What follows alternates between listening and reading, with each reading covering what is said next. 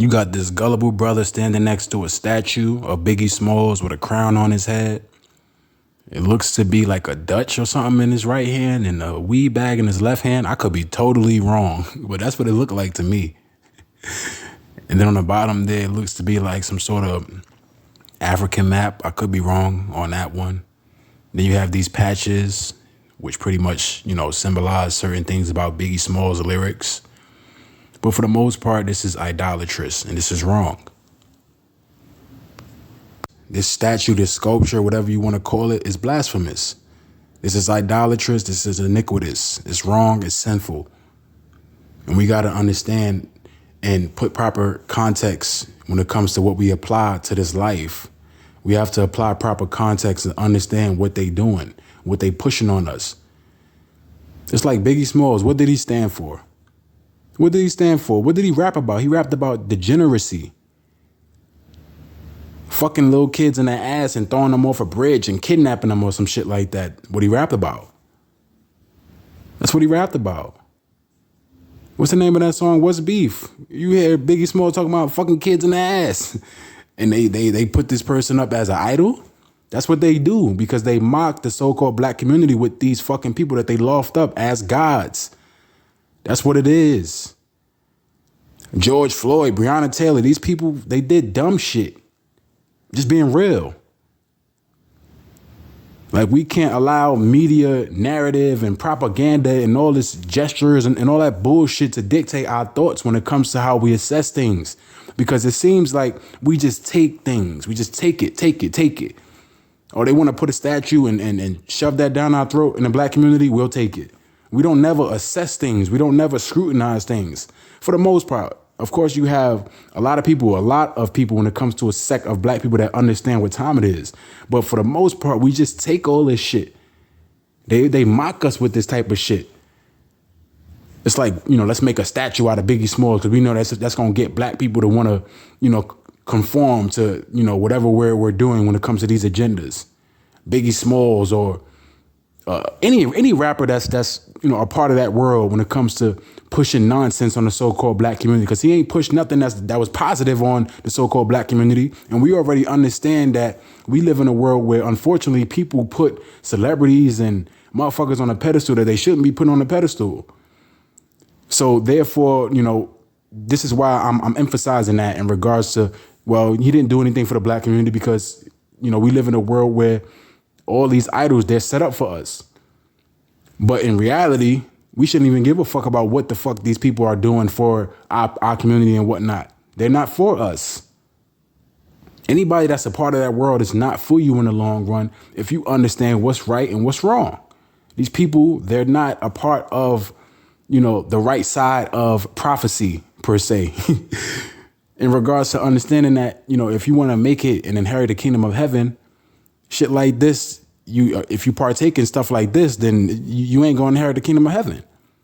If you partake in the world that Kendrick Lamar is immersed in, or Biggie Smalls was immersed in, or Tupac Shakur, or a J. Cole, or a Jay-Z, or Kanye West, you're not gonna make it.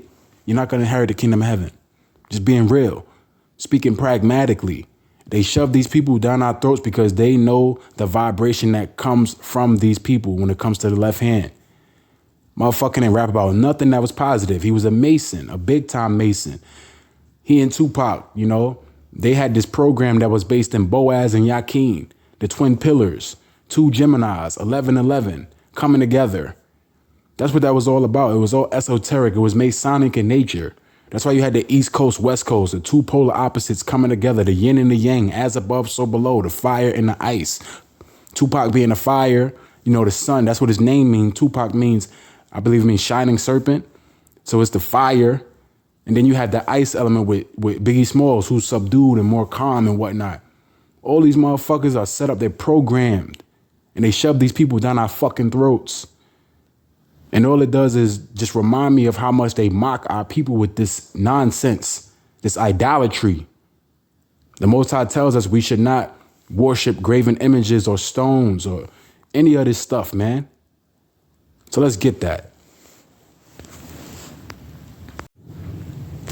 All right, brother. So this right here is Leviticus chapter 26 and verse 1, where it says, "Ye shall make you no idols nor graven image, neither rear you up a standing image." So when it says neither rear you up a standing image, that's speaking of a statue. "Neither shall ye set up any image of stone in your land, to bow down unto it, for I am the Lord your power."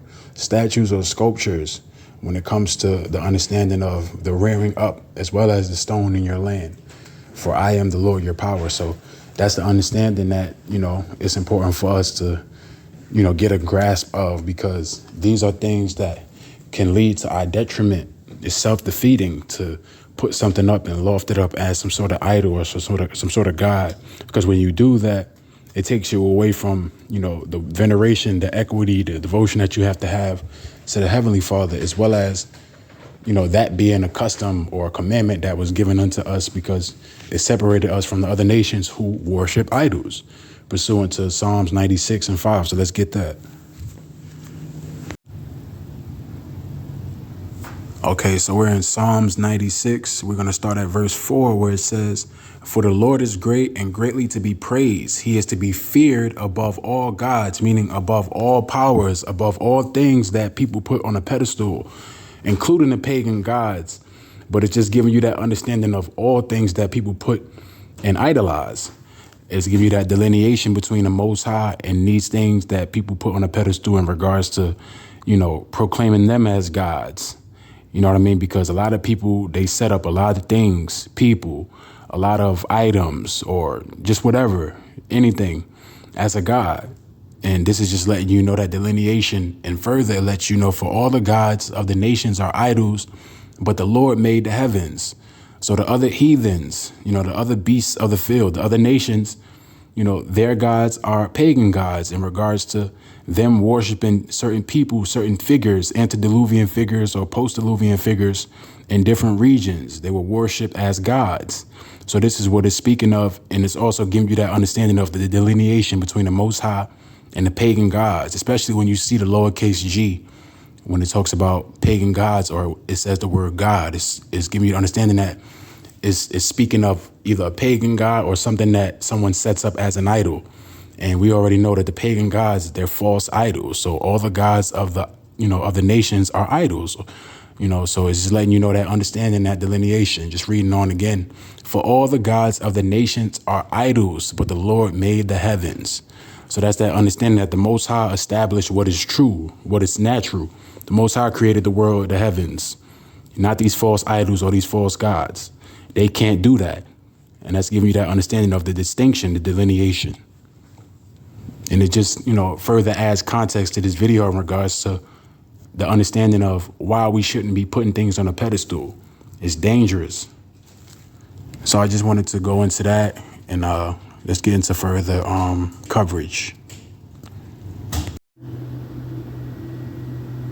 Yo, Skip Bayless, he's like a little man child. Like, seriously, there's a lot of aspects of him that's like childlike.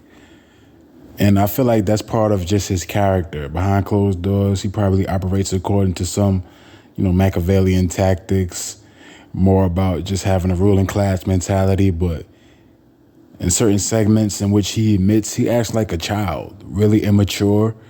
And it really just goes into the spirit of idolatry, which goes into context in this video in regards to the image that I went into earlier. But definitely this man has a serious idolatrous infatuation with Tom Brady, as well as other NBA, as well as other sports figures that he puts on a pedestal. It's crazy. And in this segment, we saw something that was a bit revelatory in regards to what Skip really thinks of Shannon in comparison to Tom Brady, or just as a whole. I feel like Skip is kind of jealous of Shannon in certain aspects. Shannon is kind of like the star of the two. Shannon brings a lot of spice and flavor to this show, and Skip understands that. Skip sees Shannon as commodity, and I feel like that's the extent of their friendship rather than what Skip leads on. And they do a good job of deceiving people when it comes to those type of people. Skip is a high-level Luciferian, a Saturnian. Definitely is. He already lets you know that when it comes to what he wears every Friday in regards to the worship of Freya or Frigga. But he's definitely a Saturnian. And aside from that, yes, this is how I see it when it comes to how Skip Bayless sees Shannon Sharpe. I feel like he's jealous of Shannon Sharpe in a lot of aspects. And it speaks to the insecurity that he has, and not just, him himself, but a lot of those people when it comes to so-called Caucasians. You get what I'm saying? I feel like he sees Shannon Sharpe and there's some sort of resentment. And it plays out in a lot of these episodes and a lot of these shows, these segments. But I just wanted to get into this where it was really, really revelatory when it comes to the idolatrous nature of a Skip Bayless. It's really crazy. But let's just get into it just a little bit. No, I'm not going to do it. I don't care. I'm not going to let you be disrespectful to these damn coaches because you love Tom Brady. Tom Brady does not watch more tape than coaches. He does not. History of this league. Ladies and gentlemen, that is a flat out lie. That's a flat out lie that you're perpetrating. There's never been anything because you can't stand it that Tom Brady at 45 is still playing this game at a very high level. Yeah. Do you see these numbers? Yeah. These numbers say Tom Brady's not playing at a high level. I need you. Okay, you're in the Hall of Fame because you're scared to death of him because he's haunted you. Time out. Ladies and gentlemen at home, I would like to announce the fact, if you're new to our show, that this man for 6 straight years on this show that we have been partners at this debate desk has tried to send Tom Brady home, said he's washed up, his arm is in decline, and he should just go on home. It started the first day of this show in September of 2016, and he has been wrong for 6 straight years, and he's going to be wrong again. I'm standing by what I say. How convinced are you Tom Brady's going to win the Super Bowl? Okay, I picked him to win it. I'm not backing off. Well, put something on it. Well, what do you mean I put my pride on it? I put my pride. That's what I would do. Who did you pick? You picked the Rams and the Chargers. Man, so I put my pride on it. Shannon said, what am I going to do with that? Yo, Skip is so emotionally driven, man. He's all about that virtue signaling aspect. Just projection and shit, like, gestures and whatnot. That's what he's about for the most part, Skip Bayless. As well as Shannon Sharpe to a degree. But when it comes to what plays out on his show, you see that more with Skip Bayless because he doesn't have that tag of, hey, I played in the NFL, I'm a Hall of Famer, so on and so forth, which speaks to more of the resentment of a Skip Bayless to Shannon Sharpe. A so-called black man is at that. Okay. And the only difference is everybody knows the Rams are bad, but they don't want to say Tom Brady is playing just as bad as Matt Stafford. Skip, they're in the Tampa division. They're in the worst division in football. Good. Are they going to be in the playoffs? Help me out. Skip, I need you to That's your argument. Okay, that's your argument. What do you mean that's my argument? Your argument is that they're going to be in the playoffs. Is Tom Brady playing bad? Yes or no? Yes, he played poorly yesterday. What do you mean yesterday? Okay, all year. But you're giving him 100% I did. blame. That's just you have no objectivity. It's just straight Brady hate. Wait a minute. This is just straight hate by a guy who's jealous that he is still playing at a high level at 45 when you had to stop at 35. That's what you do. That's the point. That's what you do. Every time I call something into question, I'm jealous. No, I did what I did. I never said you were jealous of Baker Mayfield. I did what I did. You make it seem like I was a bum. I'm in the effing Hall of Fame. Okay, I got 3 Super Bowls. So what? He's way better than you were. I'm better than you. I got to see what you do. You take personal shots. No, I don't take personal shots. You started it. Time out. You would take a personal shot at me. I didn't take a personal shot at you. Wait a minute. What are you talking about? You would take a personal shot. Put your glasses back on. Can I finish? I think Skip is looking at it like you're getting too emotional about it. I'm just speaking facts.